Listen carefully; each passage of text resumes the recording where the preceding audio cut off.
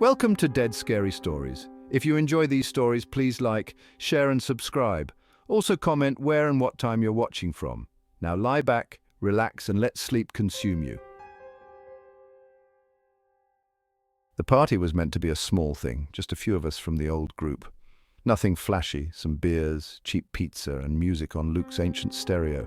It was the kind of night where you keep the lights low and the conversations easy.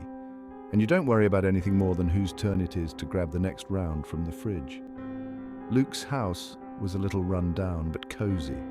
It was one of those narrow single-story places you find out in small-town America, with a sagging porch and mismatched curtains in the windows. He'd moved there a few months back after splitting up with his girlfriend, and though it was a bit rough around the edges, it suited him.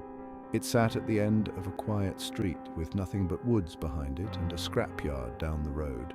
The kind of place where you don't hear much besides crickets at night. There were 5 of us that night. Me, Luke, Angie, Mark and Jess. We hadn't all been together in years, but it felt natural, like no time had passed. We were laughing about old times when the knock came at the door. Luke was the closest, so he went to answer it. I didn't think much of it, just assumed it was a neighbor or maybe someone who'd gotten lost. But when he opened the door, the people on the other side didn't look like neighbors. There were 2 of them, a man and a woman, both in their 30s, dressed like they'd just come from a thrift shop. The man wore a tattered coat that hung too long on him, and the woman had a scarf wrapped around her head, despite the warm night. They stood there for a moment, then stepped inside without waiting for an invitation. The man smiled, a wide, crooked grin that didn't quite reach his eyes, and said something in a voice that was too friendly, too familiar. He pointed at Luke, then at the rest of us, as if he knew us. I didn't recognize them, and by the looks on my friends' faces, neither did they. Luke was polite. He grabbed a couple of beers from the fridge and handed them over, probably thinking they were friends of friends, and this was some misunderstanding. But something about them made me uneasy. They didn't sit down. They didn't even seem to drink the beer. They just stood there, smiling, looking around the room like they were taking it all in. The woman's eyes landed on Angie, and she tilted her head slightly, her expression sharpening. She said something I couldn't hear, but Angie stiffened, her hands gripping the edge of the sofa. I don't know who noticed it first, but after a while, we realized the front door was still open. Another man stood just outside, leaning against the doorframe. He was taller than the other 2, his face partially hidden by the brim of a baseball cap. He hadn't come inside, but he was watching everything with a strange intensity, his arms crossed over his chest. Luke finally asked them who they were, though he didn't sound angry, more confused than anything. The man with the tattered coat laughed, a short, sharp sound that made my stomach twist. He said something about knowing Luke, how they had met a long time ago, but his tone was off, like he wasn't talking about meeting in the usual sense. Luke didn't push them out, though. Maybe he didn't want to make a scene, or maybe he didn't know how to handle it. But Angie stood up suddenly and said she needed to go outside for some air. She grabbed her coat and slipped out the back door without another word. Jess started to follow her, but the woman in the scarf stepped in front of her, blocking her path. That's when the mood shifted. The man in the coat stopped smiling. He looked at Luke, then at me, and his expression turned blank, like someone had wiped it clean. He said something under his breath, and the man at the door stepped inside, closing it behind him. I remember the sound of the lock clicking into place. It all happened so quickly after that. Angie's scream came from outside, sharp and desperate, and Jess bolted for the back door. The man in the coat grabbed her arm, but she yanked free, crashing into the kitchen and out of sight. Luke tried to push the taller man away, but he didn't budge. He just shoved Luke hard enough to send him sprawling over the coffee table. Mark was already on his feet, yelling something, but the woman in the scarf moved faster than I thought possible. She grabbed one of the beer bottles and swung it at his head. He ducked, and it shattered against the wall, spraying glass everywhere. I don't remember making the decision to run. One moment I was standing in the corner, frozen, and the next I was sprinting for the hallway. I could hear Luke shouting behind me, followed by the sound of a struggle. I reached the bathroom and locked myself inside, my chest heaving. For a moment there was silence. Then came the sound of footsteps outside the door. I backed away, pressing myself against the cold tile, my hands shaking. The doorknob rattled once, twice, then stopped. I stayed there for what felt like hours, listening to the sounds of the house. I could hear movement in the living room, furniture scraping against the floor, muffled voices. Then the back door slammed and everything went quiet. When I finally came out, the house was a wreck. The coffee table was shattered and the sofa cushions had been torn apart. Luke was slumped against the wall, blood dripping from a cut on his forehead, but he was alive. Jess and Mark were gone. We searched the woods behind the house, calling their names, but there was no sign of them. Angie's coat was lying in the dirt near the tree line, but she was nowhere to be found. We called the police, of course. They took our statements and searched the area, but they didn't find anything. The strangers were gone, like they'd never been there. Luke moved out of the house a week later. I haven't seen him since. The town was smaller than I expected, even after driving through miles of open farmland and narrow back roads to get there. It sat like a forgotten corner of the world, tucked between rolling hills that blocked most of the horizon. The streets were tidy but quiet, almost too quiet, with houses that looked like they'd been built decades ago and never updated. The school sat at the edge of town, a squat brick building surrounded by a cracked asphalt car park. It wasn't much, but I wasn't looking for much. I needed the job, and this one had come just when I was running out of options. The principal, Mr. Crane, met me at the front entrance on my first day. He was an older man with thin hair and a sharp jawline that didn't quite fit his soft-spoken manner. He walked me through the halls, pointing out the staff room, the cafeteria, and the supply closet where they kept the extra textbooks. The school was small, only a few hundred students, and I'd be teaching English to most of them. He didn't say much about the teacher I was replacing. "Miss Harper left unexpectedly," was all he said. He looked uncomfortable when I asked if she'd taken another job. "Something like that," he muttered before changing the subject. I didn't push him, it wasn't any of my business. The classroom was on the second floor, a corner room with wide windows that overlooked the playground. It was clean but sparse, with rows of desks arranged neatly and a whiteboard at the front. A stack of old paperbacks sat in the corner, titles like "To Kill a Mockingbird" and "Of Mice and Men." A few posters were tacked to the walls, faded and curling at the edges. I noticed one had "Miss Harper" scrawled across the bottom in black marker. The students filed in quietly, barely sparing me a glance as they took their seats. They weren't rowdy like I'd expected, but something about them put me on edge. They sat stiffly, their faces blank, their eyes fixed on me without much expression. When I introduced myself and outlined the syllabus, they barely reacted. Even their questions were mechanical, like they'd rehearsed them beforehand. It was during my second week that I noticed the scratching. I thought it was just normal wear and tear, the sort of thing you'd find in any old classroom. But the more I looked, the more deliberate it seemed. Etched into the desktops were phrases like "Don't look for her," and "You'll regret it." One desk had the name Miss Harper carved deep into the wood with a jagged line slashed through it. During lunch, I asked the other teachers about her. Most of them just shrugged or changed the subject, but one of the older teachers, a woman named Mrs. Taylor, told me that Miss Harper had been well liked. The students adored her, she said, though she didn't sound happy about it. But she got too close. When I asked what she meant, she shook her head and said I'd be better off leaving it alone. I didn't leave it alone. There was something wrong about the whole situation, and I couldn't ignore it. The students weren't just indifferent to me, they were hostile, though not in any obvious way. They'd stare at me in the hallways, standing just a little too close, or whisper to each other when I walked past. Once I found a dead bird on my desk, its wings splayed out like it had been dropped there mid-flight. Another time, someone left a note in my bag that simply said, "You're next." It wasn't just the students. The building itself felt strange. I'd hear footsteps in the hallways long after everyone had gone home, or catch faint voices coming from empty classrooms. The janitor refused to talk about it, just muttered something about old buildings before hurrying off. One evening, I stayed late to grade papers. The halls were dark except for the faint glow of the emergency lights, and the quiet pressed down on me like a blanket. I was halfway through a stack of essays when I noticed a movement outside the classroom window. It was faint, just a flicker of motion near the edge of the playground. I got up and went to the window, but whatever it was had disappeared. The playground was empty, the swing set creaking faintly in the breeze. When I turned back to my desk, there was a notebook sitting on top of the papers I'd been grading. I hadn't put it there. It was old, the cover cracked and stained, and when I opened it, I recognized Miss Harper's handwriting. Most of the pages were filled with lesson plans and notes, but near the back her writing grew frantic, the lines slanting and uneven. She wrote about the students, how they'd become strange and withdrawn, how they'd started leaving her messages. She mentioned the woods behind the school, how the students would disappear into them during lunch and come back dirtier, quieter, like they'd left part of themselves behind.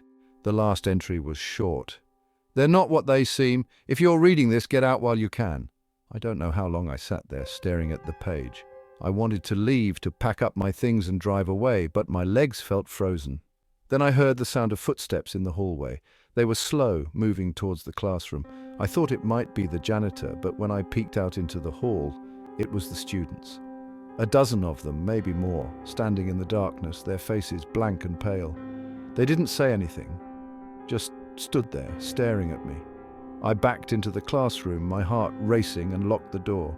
The notebook was still on the desk, open to Miss Harper's final words. I grabbed it and ran to the window, fumbling with the latch. When I looked back, the students were gone.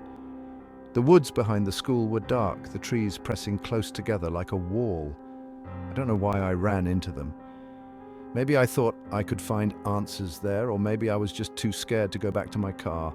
I ran until I couldn't breathe, tripping over roots and pushing through branches that scratched at my face and arms. Eventually, I came to a clearing. There was something in the center, half buried in the dirt.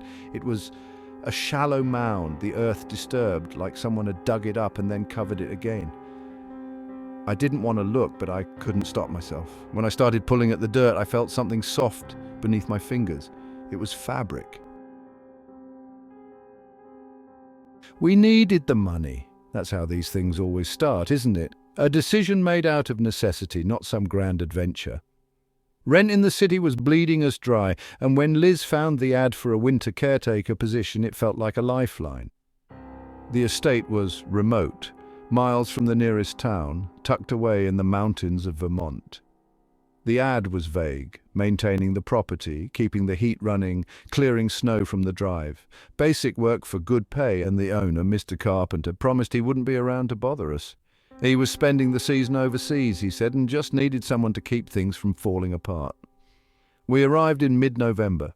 The house was massive, bigger than anything I'd seen outside of films, 3 stories tall with wide windows that reflected the dark forests surrounding it. There were no neighbors, just miles of trees and a dirt road that twisted down the mountain like a loose thread. The air was cold and still, the kind of stillness that made everything feel stretched out, like time itself had slowed. Mr. Carpenter showed us around on the first day. He was a tall man, lean and well-dressed, but his manner was curt. He didn't waste words, just pointed out the essentials. The boiler room, the pantry stocked with supplies, the backup generator in the shed out back. He didn't seem interested in small talk, and I wasn't inclined to push. When he left, I felt a strange sense of relief, like something intangible had eased with his departure. The first week was uneventful. Liz and I settled into a routine, clearing snow and checking the pipes, spending our evenings by the fire. The estate felt far too big for just the 2 of us. Rooms we hadn't touched loomed like forgotten corners, their doors closed against the creeping cold. The silence of the house was constant, broken only by the occasional groan of old wood adjusting to the changing temperature. It was Liz who found the room. She'd been poking around one of the storage areas on the 2nd floor, pulling back dust sheets and rifling through boxes. She called me upstairs, her voice tight with something I couldn't place. I found her standing in a narrow hallway I hadn't noticed before, staring at a door that had been partially concealed behind a tall wardrobe. It looked different from the others, older, with a tarnished brass handle and no keyhole. The door was unlocked. It opened to a small room, no bigger than a walk-in closet. Inside, the air smelled faintly of damp and decay. The walls were lined with shelves stacked with books and yellowing papers, but it was the photographs that caught my eye. They covered nearly every inch of the walls, curling at the edges, pinned haphazardly as though the person who'd placed them there had been in a rush. The photos were black and white, grainy and faded. Most of them showed children, always alone, standing in strange, desolate places. An overgrown field, a railway track, a clearing in the woods. Their expressions were vacant, their eyes unfocused, like they didn't know the photo was being taken. Some of the children appeared in multiple images, their faces becoming more gaunt and haunted with each one. Liz found a box under one of the shelves. It was filled with scraps of fabric, small shoes, and other items that looked like they'd belonged to kids. There were old newspaper clippings too, tucked between the objects. The headlines were familiar. Child missing in rural Vermont. Search called off for local boy. No leads in string of disappearances. I couldn't stay in that room. The walls felt too close, the air too thin. I backed into the hallway, my head swimming. Liz followed, her face pale, clutching one of the clippings in her hand. We didn't talk about it, not really. We locked the door and shoved the wardrobe back into place as though that would erase what we'd seen. But it didn't matter. The images were burned into my mind. I couldn't sleep that night, staring at the dark ceiling, every creak of the house making me flinch. The next few days passed in a haze. The work we'd been hired to do suddenly felt meaningless. The estate had changed. It no longer felt like a quiet retreat, but something darker. I started hearing sounds from the upper floors, the faint creak of floorboards, the rustle of movement. Once I thought I saw the glint of something in one of the second-floor windows, like a light flickering briefly before vanishing. We decided to leave. Liz wanted to pack immediately, but I convinced her to wait until morning. Driving down that mountain road at night didn't seem safe, and besides, I needed to gather my nerve. I woke just before dawn to the sound of a car pulling up outside. I lay there frozen, listening as the engine cut off and a door slammed. Liz stirred beside me, and I heard her whisper my name, though her voice sounded far away. Footsteps crunched on the snow-covered gravel, moving towards the house. I went to the window, my heart pounding. A figure stood near the edge of the drive, just visible in the pale light. It was Mr. Carpenter. His back was to me, and he was holding something long and heavy in his hand. I heard the front door open below us, followed by the sound of boots on the wooden floor. Liz grabbed my arm, her face white with panic. We didn't speak. There was no need. We both knew why he'd come back. The sound of footsteps moved through the house, growing louder as they approached the stairs. I've never been good with long drives, but when you're on a tight schedule, you do what you have to. It was a stretch of desert road that looked like it could go on forever, the kind where you could drive for hours and never see another car. I was heading from Phoenix to Las Vegas, a straight shot for the most part, but the miles between seemed to stretch and blur together. The desert is quiet in a way that makes you feel small. It's not the peaceful kind of quiet either. It's the sort that presses in, making every sound seem louder. My little hatchback hummed along the cracked asphalt, and I kept glancing at the fuel gauge. It wasn't low, but I knew there wouldn't be another station for miles. You don't want to push your luck out there. I spotted the man at a bend in the road, standing off to the side with a backpack slung over one shoulder. He wasn't waving or anything, just standing there, but as I got closer, he turned slightly, like he knew I'd stop. He was dressed for the heat, wearing a faded t-shirt and jeans that looked like they'd seen better days. I don't know why I pulled over. I guess I figured he'd been out there a while, and the least I could do was get him to the next town. He climbed in without much fuss, throwing his bag in the back seat. Everything was fine. He said he was heading north and asked if I could get him. As far as I was going, he seemed normal enough, maybe a bit quiet, but nothing stood out. I kept my hands on the wheel and my eyes on the road, making small talk to fill the silence. He didn't give much in return, just short answers that didn't go anywhere. Still, I wasn't worried, not yet. We drove for about 20 minutes before I started noticing little things. He wasn't looking out the window like most hitchhikers do. His eyes stayed on me or the dashboard, like he was studying something. He sat stiffly, not relaxed, and he didn't fidget or shift in his seat, just sat there straight-backed like a passenger on a bus. I tried not to let it bother me, but it did. The desert outside was endless. The horizon shimmered with heat, and the only thing breaking up the monotony were the scattered road signs or the occasional rusted-out car sitting abandoned on the side of the road. I thought about turning on the radio to cut through the silence, but something about the quiet inside the car made me hesitate. Then I noticed his hands. They were resting on his knees, perfectly still. But there was dirt under his fingernails, dark, almost black. It wasn't just a little bit either, it was caked in there, like he'd been digging in something. I glanced at his face, but he didn't seem to notice I was looking. His expression was calm, unreadable, like he was lost in thought. I asked him where he was coming from, but he didn't answer right away. Instead, he leaned back in his seat and let out a sigh, as though the question was too much effort to deal with. When he finally spoke, his answer didn't make much sense. Something about being out here a while, not needing to go anywhere in particular. I nodded and kept driving, but I could feel my grip on the wheel tighten. The next time I glanced at him, he was looking at me. Not at the road, not at the dashboard, me. His gaze didn't waver, and I felt a chill crawl up my spine despite the heat outside. I tried to ignore it, focusing on the road ahead, but it was hard not to notice him sitting there, silent and still, his eyes never leaving me.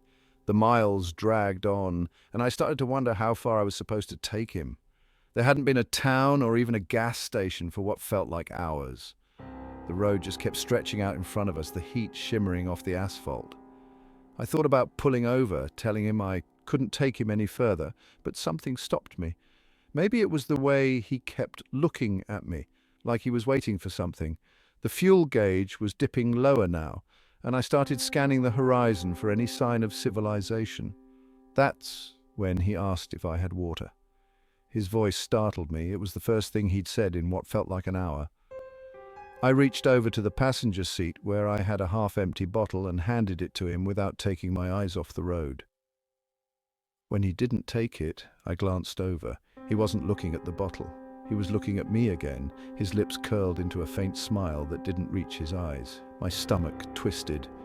I set the bottle back down and kept driving. I don't know how long we drove like that. The sun was starting to dip lower in the sky, and the desert around us began to shift, the bright yellows and oranges fading into deeper shadows. I kept telling myself there'd be a gas station soon, or a sign, or anything that would break the endless stretch of road. But there was nothing. He shifted in his seat for the first time, turning slightly to face me. I could feel him staring again, and it was all I could do not to look back. My chest felt tight, my palms slick against the wheel.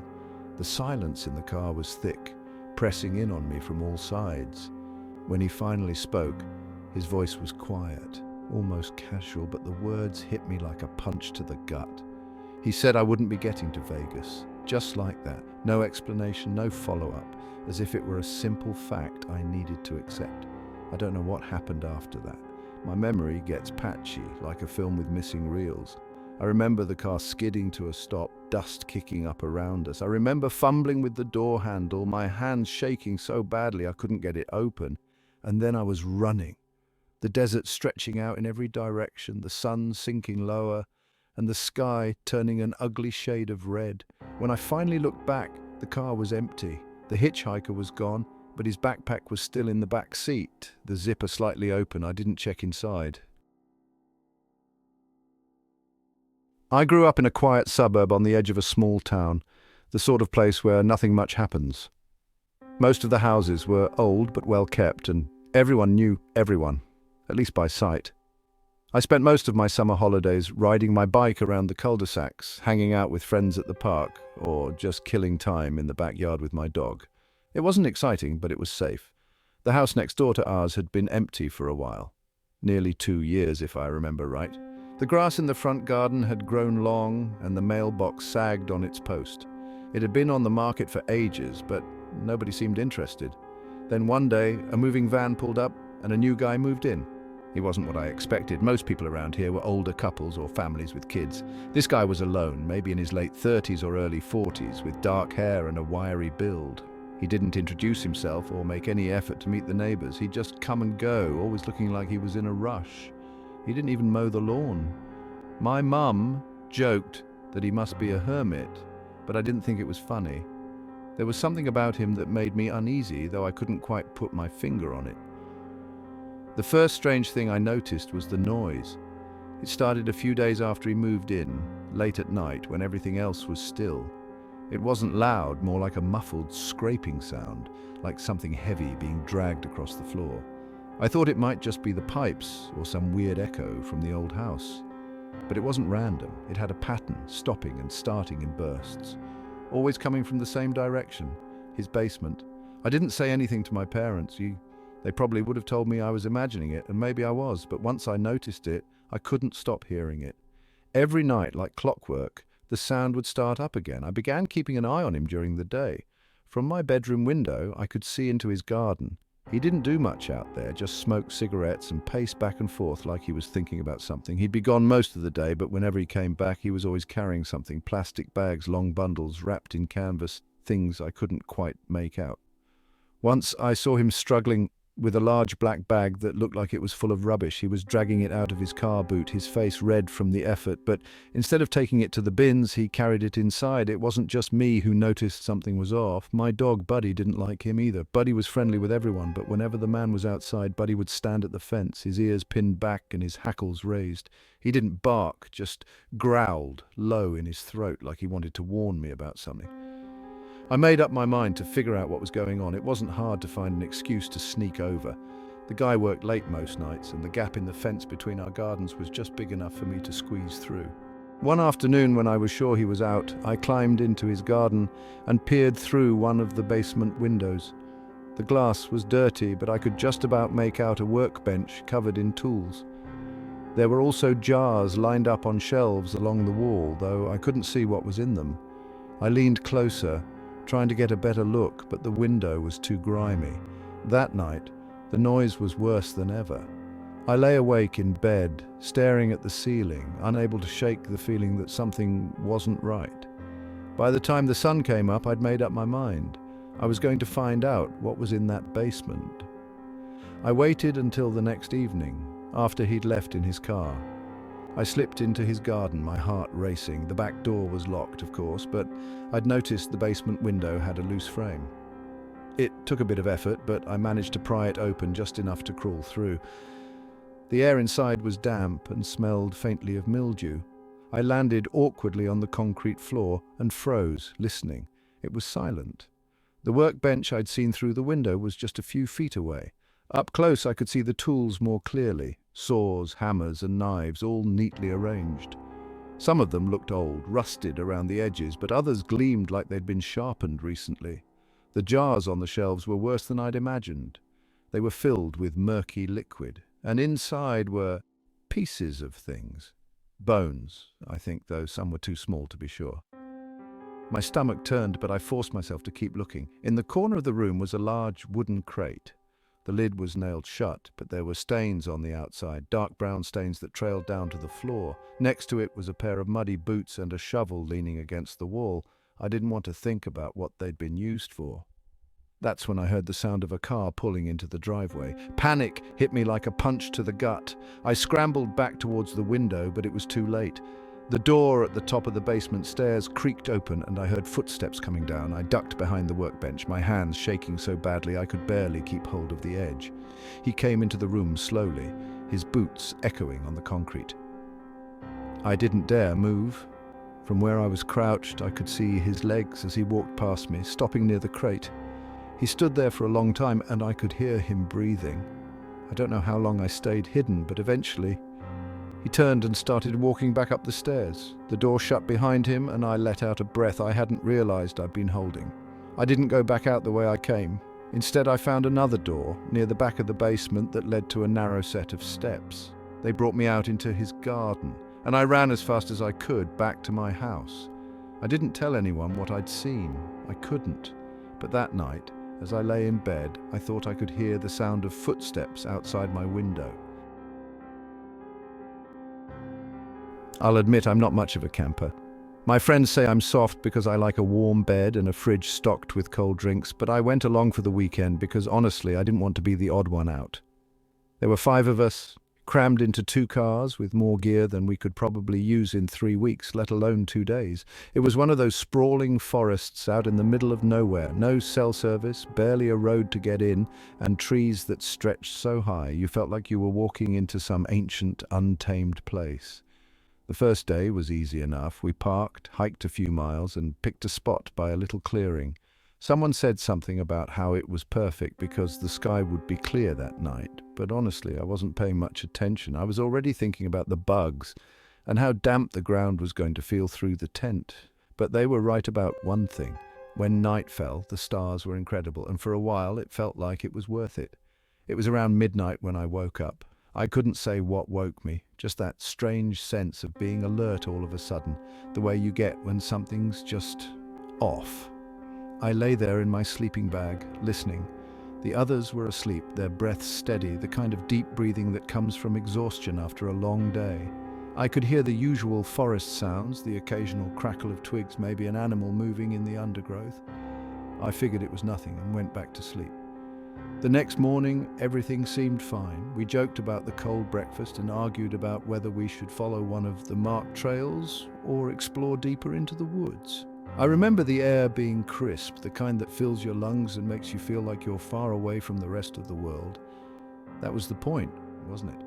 To get away from everything. It wasn't until the second night that things started to feel different. I'd gone to bed early, tired from the hike. The others stayed up, laughing around the campfire, their voices carrying just faintly enough to be soothing as I drifted off. Sometime later I woke again, but this time there was no laughter. The fire had burned down to embers, casting faint orange glows against the trees. I stayed in my tent, listening.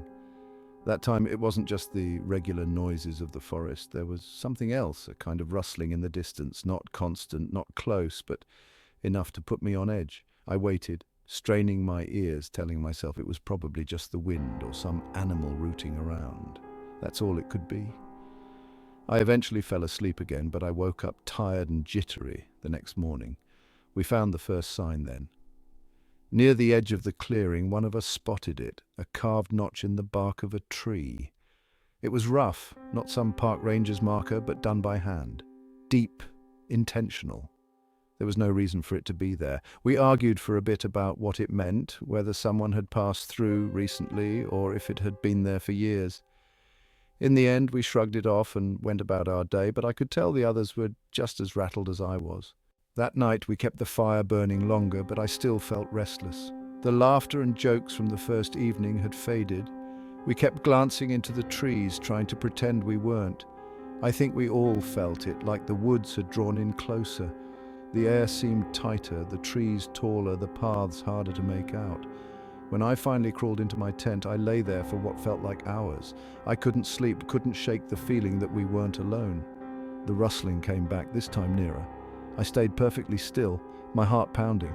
I wanted to unzip the tent to look out, but I couldn't make myself do it. I didn't want to see whatever might be there. The next morning, we found more marks, not just one, but several circling the clearing. They were fresh, no doubt about it. And then there was the pile of stones. It hadn't been there before. Just a small stack, maybe 6 or 7, balanced carefully right at the edge of our campsite. Nobody wanted to admit it, but I think we all knew someone had been there while we were sleeping. We packed up that morning, deciding to cut the trip short. The fun was gone, replaced by something else. A kind of urgency. Nobody wanted to say it out loud, but we were all thinking the same thing. Whoever was out there, they didn't want us here. The hike back was slower than I wanted it to be. Every sound made me jump. A branch snapping, leaves rustling. It all felt like something watching us, something keeping pace just out of sight. Once I thought I saw movement between the trees, but when I looked again, there was nothing. It was near dusk when we realized we were lost. The trail we'd followed in seemed to vanish, and the map wasn't helping.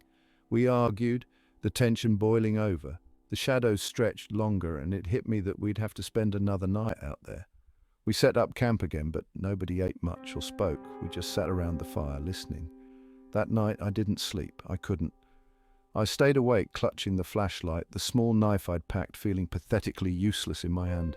Sometime after midnight the noises came back, not just rustling this time, but something deliberate. Branches snapping, leaves crunching. It circled us, moving in and out of the edges of the light, and then it stopped. Morning came slowly. The others looked like I felt exhausted, terrified. We packed up and started moving, hoping against hope that we'd find the trail, but we didn't. The forest seemed endless, twisting back on itself. We found another stack of stones, taller this time, dead center in the path we were taking. I can't say what happened next. I don't want to. All I know is that by the end of the day, there were only 3 of us left. When night fell again, we didn't bother with a fire. It felt pointless, like whatever was out there didn't care if we saw it coming or not. We sat in the dark, too scared to sleep, too scared to move.